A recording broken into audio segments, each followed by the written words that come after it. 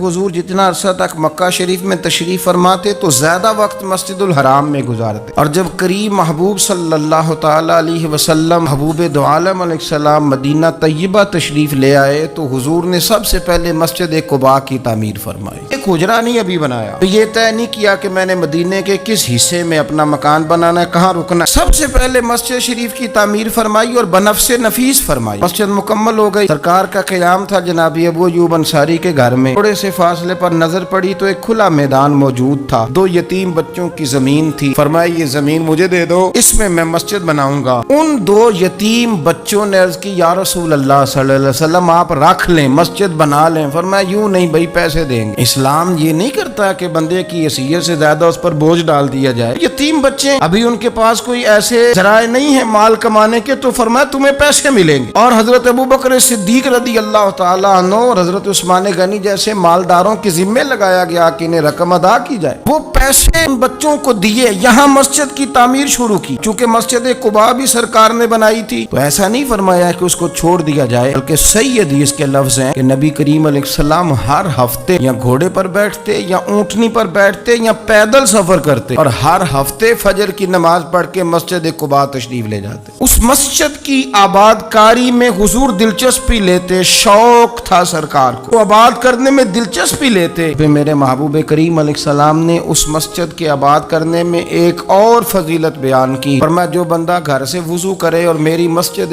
قباء میں آ کے 2 رکعت نفل پڑھے، اللہ کے رسول کا وعدہ ہے اللہ اسے پورے عمرے کا ثواب عطا فرمائے گا۔ آپ دیکھ لیں مدینہ شریف میں جس طرح مسجد نبوی شریف ہر وقت کھلی رہتی ہے، مسجد قباء بھی ہر وقت کھلی رہتی ہے، ہر وقت وہ مسجد موجود ہے۔ ان کو جائیں، رات کو جائیں، کو وہاں نماز پڑھنے کے مواقع میسر ہیں۔ حضور نے بنائی بھی ہے اور میرے نبی نے بسائی بھی ہے، تو پوری طرح بسی ہوئی ہے، وہاں لوگوں کا آنا جانا ہے، وہاں ہر قسم کی خوشبری۔ یہاں حضور نے مسجد کی بنیاد رکھی، حجرہ کوئی نہیں ابھی بنایا، کسی زوجہ کے لیے رہنے کو کوئی جگہ نہیں بنائی۔ اب شوق دیکھیں، مسجد کے ساتھ حضور کی دلچسپی دیکھیں کہ سرور کائنات صلی اللہ تعالی علیہ وسلم نے مسجد نبوی شریف کی بنیاد رکھی۔ مسجد کے لیے حضور نے خود بنفس نفیس تعمیر میں حصہ لیا۔ حضور پتھر اٹھا کے لاتے، مسجد کی تعمیر میں کام کرتے۔ حضرت سیدنا ابو ہریرہ رضی اللہ تعالیٰ عنہ فرماتے ہیں ہم ایک اینٹ اٹھا کے لاتے تھے تو حضرت عمار بن یاسر رضی اللہ تعالیٰ عنہ 2 اینٹیں اٹھاتے تھے۔ تو جب وہ اینٹیں اٹھا کے لا رہے تھے تو ان کے کپڑوں کو کچھ مٹی لگ گئی۔ جس طرح انسان کسی بچے کو شاباش نہیں دیتا اور کبھی کسی بچے کو مٹی لگ جائے تو اس کے کپڑے نہیں جھاڑتا، سرور کائنات صلی اللہ تعالی علیہ وآلہ وسلم نے جب دیکھا، یہ بخاری کے لفظ ہیں، سید عالم علیہ السلام نے جب دیکھا کہ حضرت عمار بن یاسر کے کپڑوں کو مٹی لگ گئی ہے تو حضور صلی اللہ علیہ وسلم قریب گئے اور صحابہ فرماتے قربان جائیں، حضور نے اپنے دست مبارک سے ان کے کپڑوں کی مٹی جھاڑنی شروع کر دی۔ گویا مسجد بنانے والے مزدور کے ساتھ نبی پاک علیہ السلام کی اتنی دلچسپی ہے، اگر اس کے کپڑوں کو مٹی لگ جائے تو حضور اپنے ید اللہ والے ہاتھوں سے وہ مٹی صاف فرماتے ہیں۔ ہمارے ہاں تو ہمارا مزاج نہیں مسجد کی طرف توجہ دینے کا۔ اگر کوئی 2-4 بندے مسجد کی کمیٹی میں کبھی زبردستی الجھ جائیں، ان کو الجھا ہی لیا جائے، تو سب سے پہلا فتویٰ یہ لگتا ہے کہ یہ بندہ خزانچی ہے، مسجد کو کھا گیا۔ اور اکثر یہ باتیں وہ لوگ کرتے ہیں جو ایک دھیلا نہیں دیتے مسجد میں، ان کو بڑی فکر ہوتی ہے دوسروں کے پیسوں کی، اس نے پیسے دیے تھے تو یہ کھا گیا۔ مسجد کی آباد کاری میں آپ حصہ لیں، تو کو دھیڑنے میں آپ کردار نہیں ادا کریں، کیونکہ مسجد اللہ کی رضا کے لیے۔ میرے نبی پاک علیہ السلام نے فرمایا جس نے اللہ کی رضا کے لیے مسجد بنائی اس نے اپنے لیے جنت میں مکان تعمیر کرا لیا۔ شرط یہ ہے کہ اللہ کی رضا کے لیے پارٹی بازی کے طور پر مسجد نہ بنائے، رضا الہی کے لیے مسجد بنائے۔ مسجد کے ساتھ دلچسپی ہونی چاہیے، مسجد کی صفائی کریں، مسجد کے ساتھ دیکھیں کہ کون سا بلب خراب ہے، اس بلب کو آپ چینج کر کے تنقید کر کے چلے جانا کہ فلانا بندہ فلانا کام نہیں کرتا، یہ تو بڑا آسان کام ہے، یہ تو آپ کسی سے بھی کرا کہ فلانا غلط ہے، فلانا غلط ہے۔ چیزوں کو غلط کہنا، بندوں کو غلط کہنا یہ آسان ہے، غلط چیزوں کو ٹھیک کر لینا یہ مشکل کام ہے۔ والا میرے بھائی فریضہ سر انجام دیں، کوشش کریں مسجد کے آپ قریب آئے۔ حضرت تمیم داری رضی اللہ تعالیٰ عنہ میرے نبی کریم کے صحابی ہیں، انہوں نے نا سب سے پہلے مسجد میں آ کے چراغ جلایا تھا۔ اتنے راضی ہوئے میرے نبی پاک، اتنے راضی ہوئے، فرمایا تمیم تو نے مسجد میں چراغ نہیں جلایا، تو نے تو اپنی قبر روشن کر لی، اور فرمایا تم نے تو مکمل نور حاصل کر لیا ہے، مکمل۔ خاص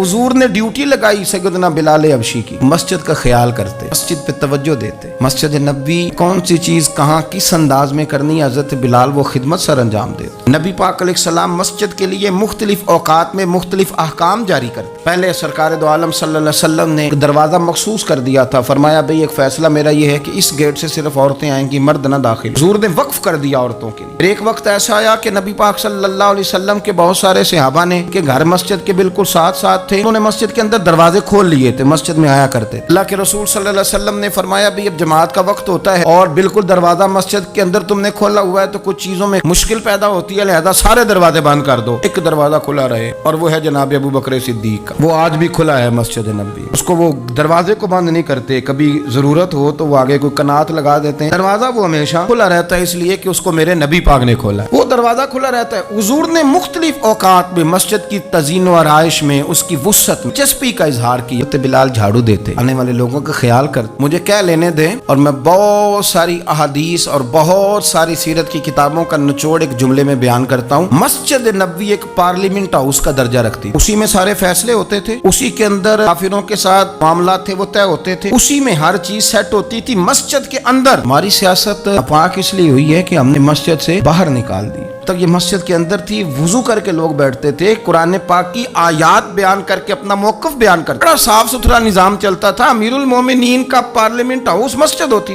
مسجد میں بیٹھ کے سارے کام کرتے تھے، مسجد کے پاکیزہ ماحول کے اندر سارے کام مکمل کیے جاتے تھے۔ حضرت سیدنا بلال حبشی کی ڈیوٹی تھی، جن لوگوں نے مسجدیں بنائی ہوتی ہیں ان کو مسجدوں سے پیار بھی بڑا ہی ہوتا ہے۔ حضرت بلال حبشی مسجد کی خدمت کرتے تھے، پھر حضور کے وصال کے بعد وہ ملک شام تشریف لے گئے، ہاں انہوں نے وقت گزارا۔ حضرت عمر فاروق رضی اللہ تعالیٰ عنہ جب ملک شام کے دورے پر تشریف لے گئے اپنے دور خلافت میں، تو کہتے ہیں میں جناب بلال حبشی سے ملنے گیا، کہتے ہیں حضرت بلال نے سب سے پہلے مجھ سے پوچھا کہ بتاؤ میرے نبی پاک کی مسجد کا کیا حال، تو فلاں کونے کی کیا پوزیشن ہے، وہ فلاں جگہ سیدہ عائشہ کے حجرے کے پاس فلانا کام ہونے والا تھا، اس کی کیا پوزیشن ہے، ایک چیز کے بارے میں پوچھا۔ خوبصورت فرمان ہے حضرت عبداللہ ابن مسعود کا، فرمایا کرتے اللہ کا کوئی بندہ مسجد میں کسی مخصوص جگہ نماز پڑھتا ہے نا، تو جب وہ کچھ دن نہیں آتا تو مسجد اس کا انتظار کرتی، مسجد اس سے ڈھونڈتی ہے، مسجد پوچھتی ہے وہ کدھر گیا، قربان جاؤں، فرمایا اگر وہ بندہ انتقال کر جائے، وہ دنیا چھوڑ جائے، مسجد کی وہ صف روتی ہے، اسے ڈھونڈتی ہے، وہ اس کو تلاش کرتی ہے، وہ اس کے لیے آنسو بہاتی، اللہ کے حضور التجا کرتی ہے کہ یا اللہ وہ یہاں رہا کرتا تھا، یہاں نماز پڑھتا تھا، وہ یہاں آیا کرتا تھا۔ کسی کو بیٹے رو رہے ہیں، کسی کو بیٹیاں رو رہی ہیں، کسی کو وہ لوگ رو رہے ہیں جن کی ضرورتیں پوری کرتا تھا۔ یہ جو مسجد سے پیار کرنے والا تھا، مسجد کا نمازی، اس کے لیے مسجد کی صف، مسجد کا مصلی آنسو بہاتا ہے۔ مالک وہ کہاں گیا جو یہاں نماز پڑھتا تھا، مجھے بتلاؤ۔ جس کو مسجد یاد کر کے روئے گی، پھر اس کی قبر پہ اللہ کتنی رحمتوں کا نزول فرمائے، پھر اس کے اوپر کس قدر کرم کی برکھا برسے، اسے کس قدر نوازا جائے گا جس کے لیے مسجد روئے گی۔ ایک صحابی نے عرض کیا تھا کہ یا رسول اللہ صلی اللہ علیہ وسلم میں نابینا ہوں، مجھے نظر نہیں آتا، اجازت ہے گھر میں نماز پڑھ لوں؟ میرے کریم علیہ السلام نے فرمایا تیرے کانوں میں اذان کی آواز جاتی ہے؟ حضور جاتی ہے۔ فرمایا پھر گھر نہ پڑھ، پھر مسجد آ کے پڑھ، تو مسجد میں آیا کر، تو نماز پڑھا کر، تیرے کانوں میں آواز جاتی ہے، لہذا تو مسجد میں آیا کر، یہاں آ کے نماز پڑھا کر۔ بہت سارے لوگ ہیں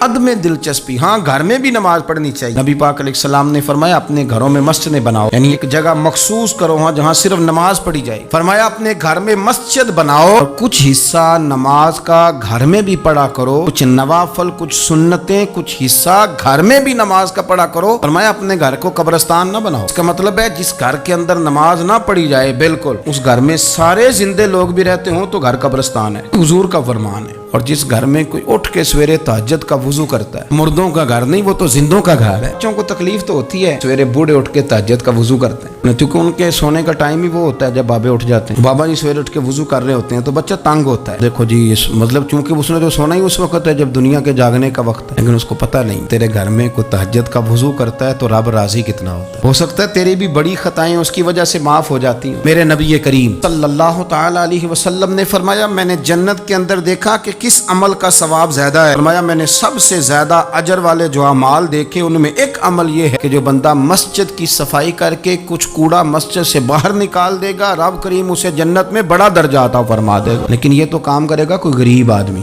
میں نے اپنے لاہور والے سارے پیر بھائیوں کو بلایا تھا، کچھ دن ہوئے، میں نے ان کو نصیحت کی تھی کہ آپ اپنے علاقے کی مسجد کی صفائی کیا کریں، اور ساتھ میں نے انہیں کہا تھا کہ یہ میرا اپنے حکم سمجھنا ہے، مسجد کے انتظامی معاملات میں مداخلت نہیں کرنی، اپنی مسجد محلے کی میں جائیں آ کے جھاڑو دیں۔ بابا فرید صاحب رحمۃ اللہ علیہ فرمایا کرتے تھے جو چاہتا ہے اس کے دل کو سکون ملے تو وہ اللہ کے گھر میں جھاڑو دیا کرے۔ خود اپنے آپ سے کہا کرتے تھے، اٹھ فریدا ستے جھاڑو دے مسیت، تو ستیں رب جاگدا تیری ڈاڈے نال پرید، مسجد کی صفائی کر۔ لیکن یہ بھی غریبوں کے حصے میں آیا، امیر بندہ تو 50,000 روپیہ دیتا ہے مسجد میں، کہتا ہے واکر خرید لو، پھر اس کے بعد قاری صاحب سے آ کے کہتا ہے کہ تو واکر لے کے دیتا سی، صفائی کیوں نہیں کراندے؟ اگر کوئی غریب آدمی ذرا ڈرتے ڈرتے لقمہ دیتا ہے تگڑے بندے کو، ڈرتے ڈرتے وہ اسے کیا ہی دے نا، کبھی قاری صاحب کو صفائی نہیں کرائی دی۔ پھر امیروں کے پاس ایک اور بھی جملہ ہے، کہندے انہاں کہڑا آپ کرنی بالا کو نہیں کرانی ہے، کہ تسی اپنے بالا کو کرا لو۔ اگر آپ کے بچے آپ کے کہنے پہ صفائی نہیں مسجد کی کرتے تو قاری صاحب کے کہنے میں کب صفائی کریں گے؟ قاری صاحب کے پاس بھی بچوں کی اماں آ جاتی ہے، وہ آ کے کہتے ہیں مولوی تو 8,000 کا ہے، میرا بچہ 1.5 کروڑ کا ہے، میرے سے پیسے لے کے صفائی والا بندہ رکھ لے، میرا بچہ نے اسکول جانا ہوتا ہے۔ کہاں ہے وہ لوگ گئے توجہ کے ساتھ مسجد سے پیار کرتے تھے، جن کو شوق تھا کہ وہ مسجد کے ساتھ اپنی دلچسپیوں کو برقرار رکھیں اور دور سے چل چل کے مسجد کے قریب آئیں گے، اور کوشش کریں تھوڑا چل کے وقت پہ مسجد میں جائیں، ذوق بنائیں۔ قبیلہ تھا مسجد نبوی شریف سے تھوڑا دور رہتے تھے وہ لوگ، تو نبی کریم صلی اللہ تعالی علیہ وسلم کی مسجد کے دائیں بائیں نا کچھ مکانات خالی ہوئے، مالکوں نے یہ کہا کہ ہم یہ مکانات بیچیں گے، ان کو دور سے آنا پڑتا تھا، تو انہوں نے ارادہ کیا کہ یہ قریب کے جو مکانات ہیں یہ ہم خرید لیتے ہیں۔ نبی کریم صلی اللہ تعالی علیہ وسلم کو خبر ملی کہ بنو سلیم قبیلے کے وہ لوگ یہ مکان خرید رہے ہیں تاکہ ہمیں مسجد کا قرب نصیب ہو جائے، اس سے چل کے آنا پڑتا، قریب آ جائیں گے تو ذرا مسجد میں حاضری ہماری آسان ہو جائے گی۔ حضور نے انہیں بلا لیا اور میں تم مکان خریدو تمہاری مرضی، نہ خریدو تمہاری مرضی، پر ایک بات سن لو، تم جتنے قدم چل کے آتے ہو نا، رب کے فرشتے تمہارے قدم لکھ لیتے ہیں، تمہارے قدم لکھے جاتے ہیں، تمہارے قدم 2 دفعہ حضور نے فرمایا، اس میں موجود ہے 2 دفعہ تمہارے قدم لکھے جاتے ہیں۔ وہ لوگ بڑے مشتاق تھے اللہ کے درگاہ سے اجر کے آنکھیں گول، حضور فرشتے ہمارے قدم لکھتے، رب کو دکھاتے ہیں کہ اتنے قدم چل، ہاں تمہارے قدم لکھے، یا رسول اللہ ہم نے نہیں قریب آنا، ہم دور ہی ٹھیک ہے، چاہتے ہیں ہمارے زیادہ قدم لکھے جائیں، ہم دور سے چل کے آیا کریں گے۔ پھر یاد آ گیا ہے کسی درویش کا، اس نے کہا تھا کہ گو سنا تھا آستانہ یار دور ہے، ہم نے بھی ٹھان لی تھی کہ جانا ضرور ہے۔ رسول کریم صلی اللہ تعالی علیہ وسلم کے غلاموں نے مسجدیں بنائیں، مسجدوں کے ساتھ دلچسپی کا رویہ رکھا، مسجد کے ساتھ ان کی وابستگی بڑی مضبوط رہی۔ ایک دفعہ میں یہاں نا نماز پڑھ کے نا تھوڑا میں کبھی جب میں خود جماعت کرایا کرتا تھا شروع میں، تو میں یہاں تھوڑا سا گھومتا تھا، ایک دفعہ باہر گلی میں، 15-20 دنوں کے بعد ایک بابا جی کبھی آتے تھے تو 10 روپے 15 روپے بار گلے میں ڈال کے چلے جاتے تھے، تو میں نے ان کو میں جانتا نہیں تھا، 2-3 دفعہ نظر پڑی تو مجھے تھوڑا سا ذہن بنا کہ یہ بزرگ کون ہے۔ میں نے ایک دن ان سے کہا، میں نے کہا بزرگوں آپ اکثر آتے ہیں اور 10-15 روپے آپ گلے میں ڈالتے ہیں اور آپ چلے جاتے ہیں، پھر جدھر سے آپ آتے ہیں، یا تو نا بندہ رستے سے گزر رہا تھا تو جاتی دفعہ مسجد نظر آئی تو اس نے کچھ ڈال دیا تو واپس لوٹ جاتے۔ کہنے لگے مولوی صاحب میرا ایک ذہن ہے کہ ہر مسجد میں میرے نام کی ایک اینٹ لگ جائے، اور میرا ذہن ہے میں غریب سا بندہ ہوں، زیادہ پیسے میں دے نہیں سکتا، تو میں نے مسجدیں رکھی ہوئی ہیں، تو میں ہر مہینے ہر مسجد میں جتنی میں نے رکھ لی ہیں میں جاتا ہوں، تو اپنے حصے کی نا میں اس میں جو میرے سے ہو سکتا ہے میں چھوڑ۔ کتنا اچھا ذوق ہے، اتنی اچھی طبیعت ہے۔ ضروری ہے کہ آپ کے پاس 15 لاکھ روپیہ ہوا، آپ الگ سے ایک مسجد بنائیں، پٹی لگوائیں، تبھی کام چلے گا۔ ان بزرگوں کے 10 روپے سے شاید پوری اینٹ بھی نہ لگتی، لیکن ایک دلچسپی کا اظہار تو ہوا نا، مسجد کے ساتھ وابستگی تو نظر آئی نا۔ تو آپ اپنے علاقے کی مسجد کے ساتھ پیار کریں،